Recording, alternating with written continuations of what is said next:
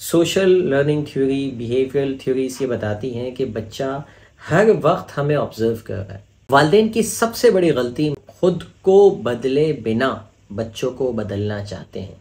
3 साल के बच्चे के लिए आप परेशान हैं कि ये बच्चा पढ़ता क्यों नहीं है और उस पढ़ाई के लिए आप उसको मार रही हैं। फिर वही बच्चा जब थोड़ा बड़ा होगा, 3 साल का, 4 साल का, 5 साल का, वो भी जाके गुस्सा करेगा, वो भी जाके मारेगा। अब मेरे बच्चे का माहौल अच्छा नहीं है, मेरे घर का माहौल अच्छा नहीं है।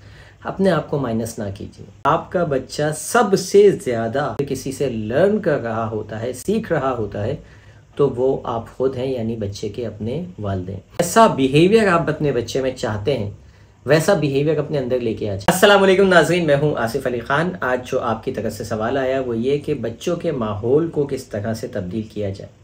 देखिए, माहौल की जब भी बात आती है ना, तो हम जो वालिदैन एक गलती करते हैं वो ये करते हैं कि माहौल का मतलब हम अपने से सिवा दूसरे जो इर्द गिर्द के लोग होते हैं, जहाँ अगर आप जॉइंट फैमिली सिस्टम में हैं तो वहाँ जो दीगर लोग हैं उनको समझते हैं वो माहौल है। यानी अपने आप को माइनस करके हम दीगर चीज़ों को माहौल समझ रहे होते हैं। स्कूल का माहौल, गली मोहल्लों का माहौल, घर के दीगर लोगों का माहौल। ये बात फैक्ट है, कई रिसर्चेस से ये बात साबित है कि बच्चों का जो माहौल होता है वो उनके बिहेवियर्स पर बहुत मुतासर होता है। उनके बिहेवियर्स बनते हैं, उनके बिलीफ सिस्टम उसी हिसाब से बनता है। माहौल बहुत शेप कर रहा होता है आपके बच्चे की शख्सियत को। लेकिन उस माहौल का जो सबसे बड़ा हिस्सा होता है, सबसे बड़ा कंट्रीब्यूशन होता है उस माहौल में, वो वालिदैन का ख़ुद का होता है। यानी माहौल में सबसे अहम उसके अपने वालिदैन हैं। हमारी ज़ात से माहौल शुरू होता है। मेरे बच्चे का माहौल अच्छा नहीं है, मेरे घर का माहौल अच्छा नहीं है।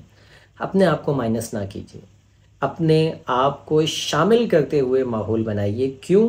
क्योंकि आपका बच्चा सबसे ज़्यादा अगर किसी चीज़ को, किसी शख्स को मॉडल कर रहा होता है, सबसे ज़्यादा अगर किसी से लर्न कर रहा होता है, सीख रहा होता है, तो वो आप खुद हैं, यानी बच्चे के अपने वालिदैन। वालिदैन की सबसे बड़ी गलती मेरे नज़दीक ये है कि वो खुद को बदले बिना बच्चों को बदलना चाहते हैं। यानी बच्चों की इस्लाह खुद की इस्लाह से पहले समझते हैं। यानी मैं तो जैसा हूँ वैसा हूँ, मेरी ज़िंदगी जैसी थी गुजर गई, मेरे बच्चों के साथ ऐसा ना हो। मेरे बच्चे, वो मैं खुद नमाज़ पढ़ूँ ना पढ़ूँ, लेकिन मेरे बच्चे का 5 वक्त का नमाजी हो। मैं कुरान पढ़ूँ ना पढ़ूँ, लेकिन मेरा बच्चा टाइम पर मदरसे जाए। ठीक है, मैं किताब पढ़ूँ ना पढ़ूँ, लेकिन मेरा बच्चा स्कूल भी जाए, ट्यूशन भी जाए, घर में पढ़ता हुआ भी नजर आए। यानी जब हम माहौल ही नहीं देंगे, और माहौल का आगाज़ कहाँ से होगा? हमारी अपनी ज़ात से। Social learning theory, behavioural theories ये बताती हैं कि बच्चा हर वक्त हमें ऑब्ज़र्व कर रहा है। ठीक है, बच्चे की एक सवाल ये आया मेरे पास अभी 3 दिन पहले। एक खातून ने कहा कि मेरे समझ में नहीं आ रहा कि मैं अपने बच्चे को पढ़ाऊँ कैसे। पढ़ाई की तरफ मेरा बच्चा आ ही नहीं रहा, राग़िब भी नहीं हो रहा। मैं इतना कोशिश करती हूँ, बाज़ औक़ात उसे मारती भी हूँ। मैंने उनसे पूछा, मैंने कहा बच्चे की उम्र क्या है? कहती है बच्चे की उम्र 3 साल है। मैंने कहा खुदा का खौफ कीजिए।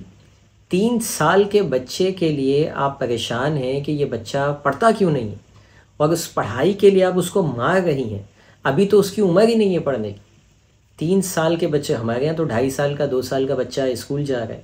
ठीक है, और वही होता है कि स्कूल जाता है 2-2.5 साल का बच्चा, उसके बाद हमें बस इसी दौड़ में हम लग जाते हैं और उसको हम चाहते हैं कि वो पढ़े, घर में नहीं पढ़ता तो हम मार दें। वो वक्त है बच्चे को सिर्फ प्यार मोहब्बत देने का। अब मुझे बताइए ना कि वो फॉर्मल लर्निंग तो अभी सीख ही नहीं सकता कि उसको किताब से आप पढ़ाएं। वो तो ऑब्जर्वेशनल लर्निंग पर है, यानी ऑब्जर्व कर रहा है, आपको देख रहा है, देख के सीख रहा है। तो जब देखने में उसके ये आ रहा है कि मुझे मारा जा रहा है, मुझे पीटा जा रहा है, मुझे डांटा जा रहा है, तो सबसे पहले आप उसको क्या सिखा रहे हैं? आप उसको सिखा रहे हैं अपना बिहेवियर। फिर वही बच्चा जब थोड़ा बड़ा होगा, 3 साल का, 4 साल का, 5 साल का, वो भी जाके गुस्सा करेगा, वो भी जाके मारेगा, अपने करीबी दोस्तों को मारेगा, जिस पे उसका बस चलेगा उसको वो मारेगा। तो जब वो मारेगा तो फिर आप कहेंगे कि मेरा बच्चा हाथ उठाना, सबसे पहले वो अपने छोटे बहन भाइयों को मारना शुरू करेगा। सॉफ्ट टारगेट है ना, घर में करीब से करीब तक। फिर बोलेंगे छोटे बच्चे को, छोटे बहन भाइयों को मारता है, मेरे बच्चों में मोहब्बत ही नहीं है, मैं क्या करूँ? आपने सिखाया है हाथ उठाना, आपने सिखाया है चिल्लाना, चीखना, डांटना। ये सब वो ऑब्जर्वेशनल लर्निंग के थ्रू सीख रहा है। ठीक है, आपको फॉर्मल लर्निंग की तरफ जाने की ज़रूरत ही नहीं है इतनी जल्दी। ठीक है, 7 साल तक तो आप फॉर्मल लर्निंग तक वैसे ही ना जाएं। आप बच्चे को सिर्फ ऑब्जर्वेशन का मतलब अपनी ज़ात को इस काबिल बनाए कि वो आपको ऑब्जर्व करे। जैसा बिहेवियर आप अपने बच्चे में चाहते हैं वैसा बिहेवियर अपने अंदर लेके आ जाइए। आप चाहते हैं आपका बच्चा बहुत ज़्यादा सुकून रहे, लड़े झगड़े नहीं, आप अपने अंदर सुकून लेके आइए। उसके साथ जब भी बात करें धीमे लहजे से बात करें, प्यार से मोहब्बत से मुस्कुरा के बात करें। वो भी यही सीखेगा, प्यार मोहब्बत और मुस्कुरा के बात करना। आप उसको डांटेंगे वो भी डांटना सीख जाएगा। आप उससे टोन ऊंची करके बात करेंगे वो भी ऊंची टोन में बात करने लगेगा। तो कहने की बात यह है कि माहौल का आगाज़ माँ और बाप से स्टार्ट होगा। बाद में जाइए सारा नज़ला गिरा देते हैं हम ले जाके जॉइंट फैमिली सिस्टम पे कि जी वो ताई ने ऐसे किया, वो चाची ने ऐसे किया, वो चाचा का माहौल अच्छा नहीं है, वो खाला का माहौल अच्छा नहीं है, गली मोहल्लों का माहौल अच्छा नहीं है। सबसे ज़्यादा इम्पैक्ट आप डाल रहे हैं। मैं कहता हूँ घर का माहौल दीगर घर वालों का माहौल जैसा भी हो, अगर चाची ताया दादा दादी का माहौल ख़राब भी है ना तब भी कोई मसले की बात नहीं है। अगर आपका माहौल अच्छा है, यानी आप माँ और बाप उसको अगर अच्छी तरबियत दे रहे हैं, आप उसके लिए एक अच्छे मॉडल हैं, तो उनका असर इतना नहीं लेगा। वक्ती तौर पे कुछ गलत सीखेगा लेकिन वो ठीक हो जाएगा आगे चल के।